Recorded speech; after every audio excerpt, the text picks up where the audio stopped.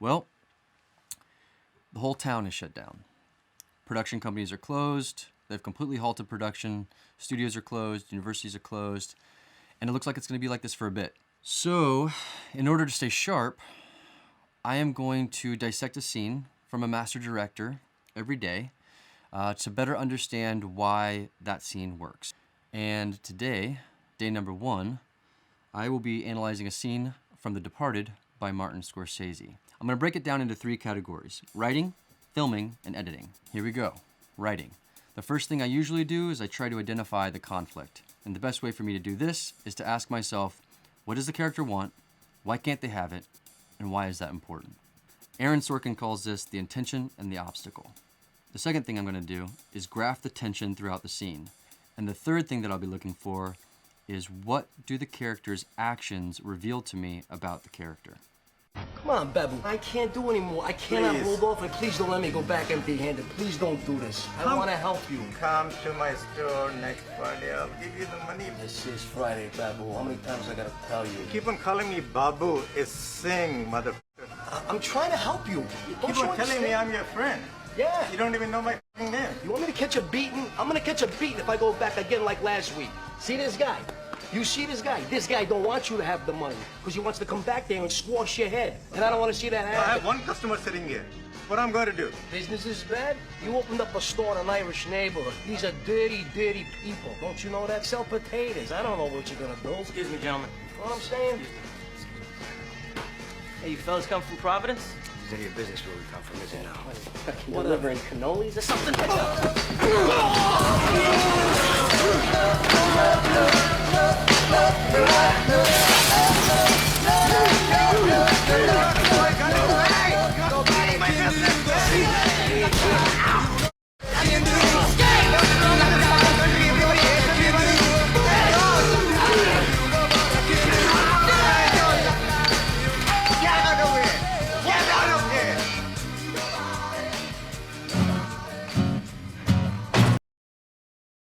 When it comes to analyzing the filming of the scene, I am cross-referencing it with Pudovkin. I'm asking myself, what is the theme of the scene?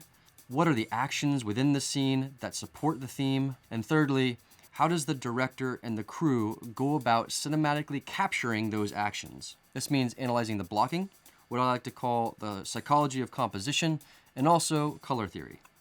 Come on, Babu. I can't do anymore. I cannot hold off, and please don't let me go back empty-handed. Please don't do this. I want to help you. Come to my store next Friday. I'll give you the money. This is Friday, Babu. How many times I gotta tell you? Keep on calling me Babu. It's Singh, motherfucker. I'm trying to help you. Don't Keep you on telling me I'm your friend. Yeah. You don't even know my name. You want me to catch a beating? I'm gonna catch a beating if I go back again like last week. See this guy? You see this guy? This guy don't want you to have the money because he wants to come back there and squash your head. And I don't want to see that happen. I have one customer sitting here.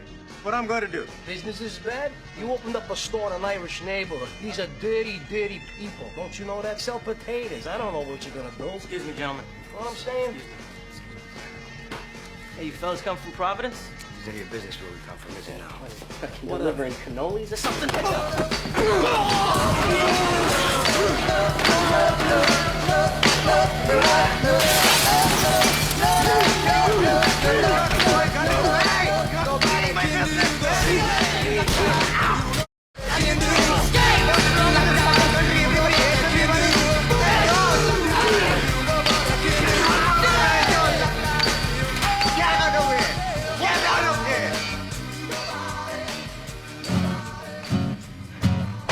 What I think the theme is of this scene, I would say it's something akin to, if you live by the sword, you die by the sword, or that violence leads to destruction, that nobody's going to get out of this unscathed. But I'm interested in hearing what you think the theme of this scene is. What did the actions of these characters point to in terms of the theme?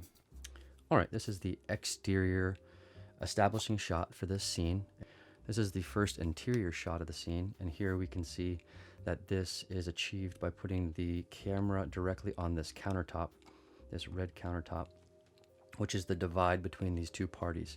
So we know that these two parties are at odds with one another because they have this physical divide between them. Our eyes are going to be directly drawn towards the brightest part of the image, just naturally, by default. And that would be this light coming in through the window here, and also this light coming through the window over here. So compositionally, we have this frame within the frame. So our eyes are going to be drawn directly to this individual right here, who is the most dominant looking individual in the frame. He's the largest. He's the most physically dominant. He's got this red coat on to indicate that he's probably capable of violence. And our clerk over here, small in stature, we're shooting down at him quite a bit, and he's got this sort of very submissive posture that he has with his hands in his pockets, and he's quite literally shoved over into the corner. He's backed into the corner. We've got these follow lines that are directing us to his face. Next shot. All right, this is our first shot of Billy within this scene, and we have this red countertop at a diagonal, which is creating some depth within the scene, but it's also an indicator of the violence that is to come. Keep an eye on this in the background. This is going to appear over and over and over again, and that is this red spill coming from this neon sign. It's a Budweiser neon sign, and that is placed there to indicate the interior conflict, the rage that is boiling up inside of Billy's character as he's about to engage in a fight with these mobsters. There's a clear... these guiding lines here are directing us towards our main character. His body posture is defensive in nature. He's not showing them his hands. And we have this exposure contrast on his face. One side is presumably lit by the windows, and the other side is closed off, indicating that he has to make a decision, that he's got some sort of internal conflict, whether or not to interfere in this fight. Here we've punched in a little bit closer onto the clerk to indicate that this argument is coming to some sort of conclusion or some sort of climax. It's escalating. Here we still are just a little bit above eye line. We're still shooting downward a little bit towards the clerk. We will never shoot upwards towards the clerk because we don't want to make the clerk feel powerful. Here we have this, again, these same old shelving here that's directing our eye line, or our eyes directly towards the clerk's face. Next. Okay, we've already seen this shot, so no need to revisit it, but we understand the frame within the frame and all that stuff here as well. Okay, back to this. This is presumably the clerk's POV of Billy at the end of the bar. And here we can see that this is coming from this Budweiser sign here, and that Billy is contemplating whether or not he should interfere. Here we're punching in on the mobsters a little bit closer to indicate that things are elevating, and our muscle, the big heavy in this scene, is even bigger in the frame, indicating that he's very powerful and physically dominant. Here's the clerk, has got a crossed off body posture, and his eye line is directly indicating that he's looking for a way out. He's actually indicating over towards Billy's character, and he's making a plea.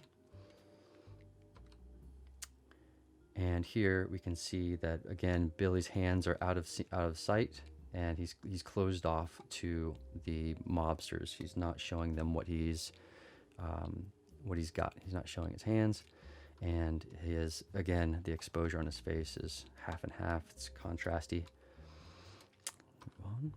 Okay, and for this shot right here, this shot is great for a couple of reasons. One, we've got this diagonal line of the countertop here, which creates a great deal of depth.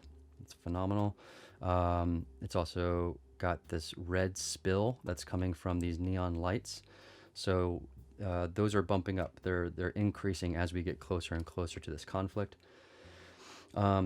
Whenever you're shooting a fight scene or a battle scene or anything like that, it's really important to show the battleground. It's really important to show the layout of where the fight's going to take place before the fight takes place. That way, when the action and the chaos is ensuing, the audience doesn't lose track of where they are in the 3D space. So that's what this shot serves. As this character, Billy's character, approaches these two mobsters, the camera's going to pan ever so slightly and show us the layout of the store. Here we have, right after the initial strike, Billy's facial reaction to the groin strike that he's delivering. Again, we can see this bright red directly behind him, indicating the fury that he is bringing down upon these mobsters. And we've got a little bit of red bounce on his face. We've got some red spill back here as well. This is the groin strike, and we've got obviously this red countertop behind them. The reaction to the strike. Now all these shots are in very rapid succession. And then you have this fall from the larger mobster. And while this happens, the camera is at a very low angle. So our physically dominant mobster is still being shot upwardly. But as he's falling, the camera is slowly panning over as he reaches his fall point. Okay, so here we're shooting upward at Billy. Our angle is going upward. We're showing that Billy is being, he's very physically dominant. He's winning this exchange. He's strong. He's powerful. He's got this rage going on in the background. He's got all this red spill going up into the ceiling and on the background here and even back here. He's delivering these downward strikes. Right here, they're on a Chapman dolly. They're on tracks. And eventually what's going to happen is after he delivers these strikes, we're shooting downward here at the mobster with the lens behind the leg as it strikes the face to give the impression that the foot is actually striking the stuntman's face.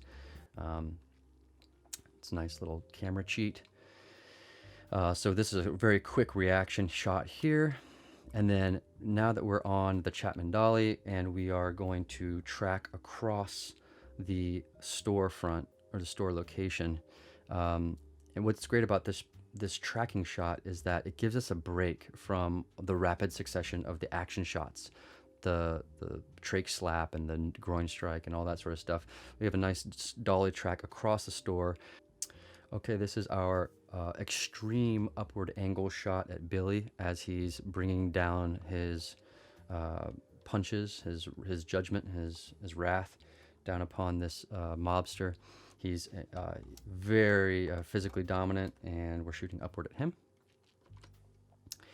This shot is very jarring, especially because it's cut in a very rapid pace, and so this throws the audience off in such a way that it's like almost like getting hit with punches, being disoriented, because this shot is just seemingly so out of place, and yet it works to jar the audience.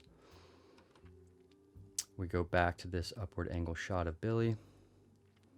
This is presumably from the clerk's POV of Billy striking down at the mobster. And this is the first time that we've seen the mobster basically from a downward, essentially from a downward angle, a sort of Dutch angle that we've got going on here.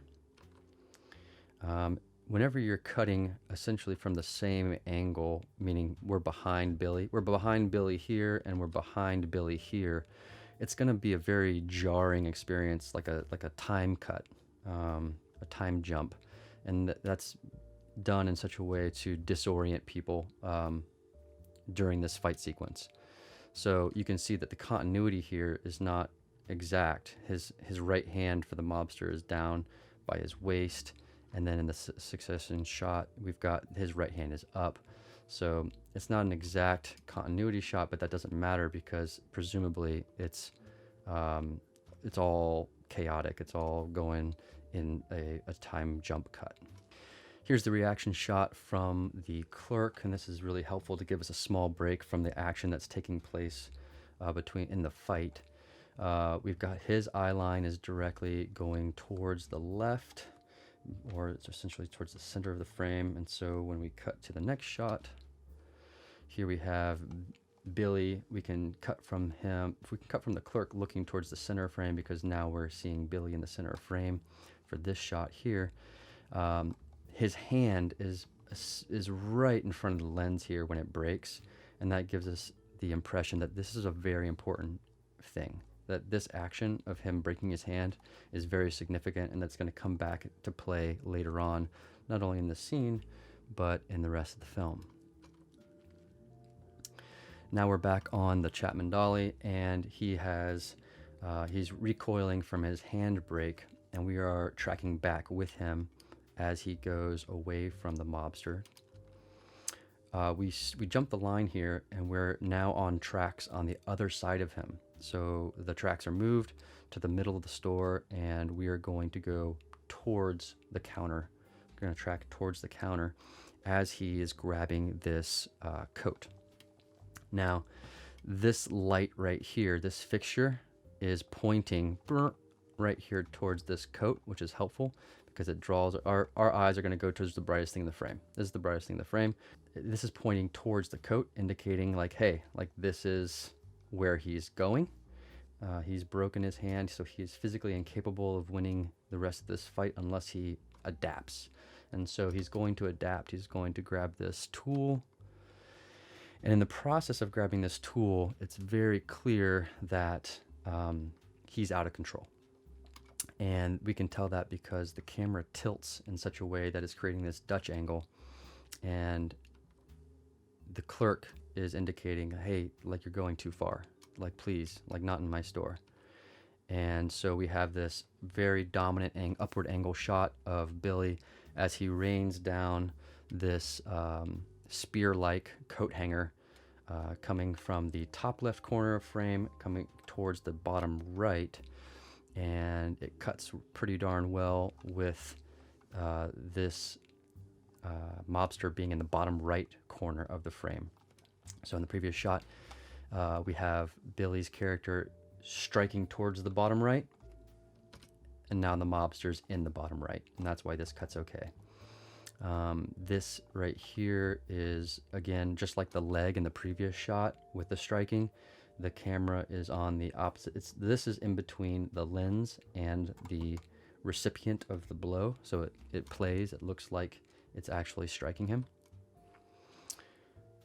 Here we have the clerk begging for Billy to stop. His eyes are towards the center of frame here. Here we have this super upward angle shot of Billy, the hero, the protagonist, the victor. And again, the clerk is extremely upset. Please leave. Get out of here. Now we have the reaction shot of Billy. This is important. We need to see his reaction. We've got these little bursts of red in the background, but they're certainly not the neon signs that we saw previously. There is a slight cast of red on him right here. But this is the reaction shot where we know that he's getting the indication that he's gone too far. And of course, the bright object in the frame is this medallion, presumably of a saint medallion.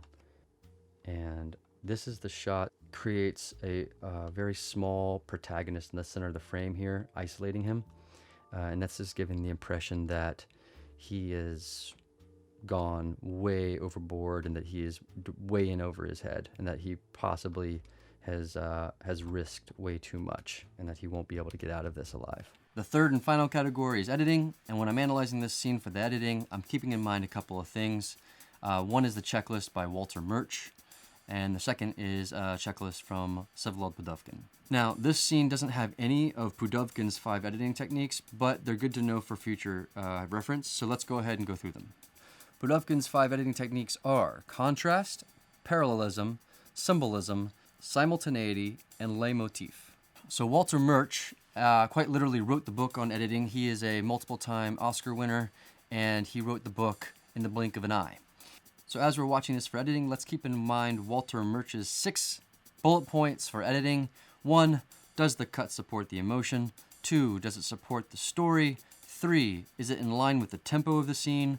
4, where is the eye trace on the screen at any given moment? 5, does it follow the 180-degree rule unless explicitly trying to abandon the 180-degree rule? And then lastly, does it fit in line 3D spatially and continuity-wise? So I wanted to watch this back with the blocking schematic, and that's for the purpose of seeing just how much the tempo of this edit is reliant upon the music. The music choice in this scene is crucial to the way in which it was cut. And you'll notice that as the action picks up in the scene, so too does the music.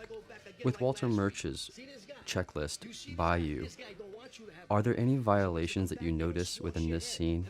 Are any of these shots incorrectly motivated? If you notice any violations, write down the timestamp and whether you thought it was intentional or unintentional.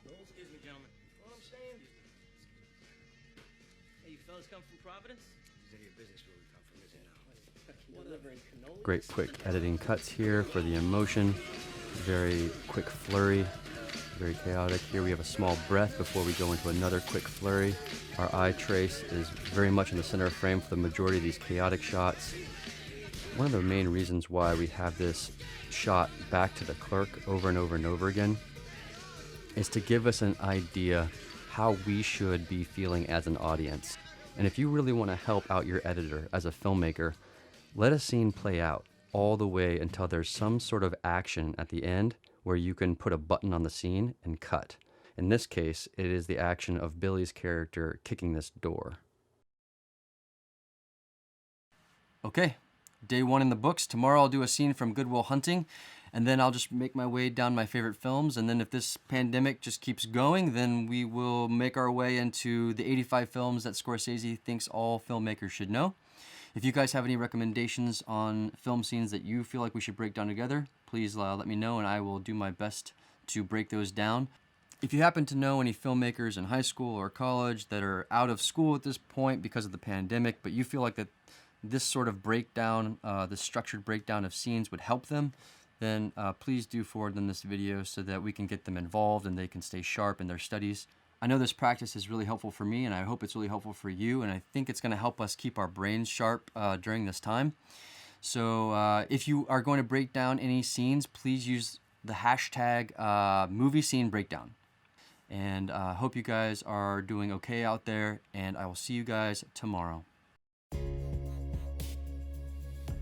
Chill, Winston. Chill, Winston. Chill, Winston.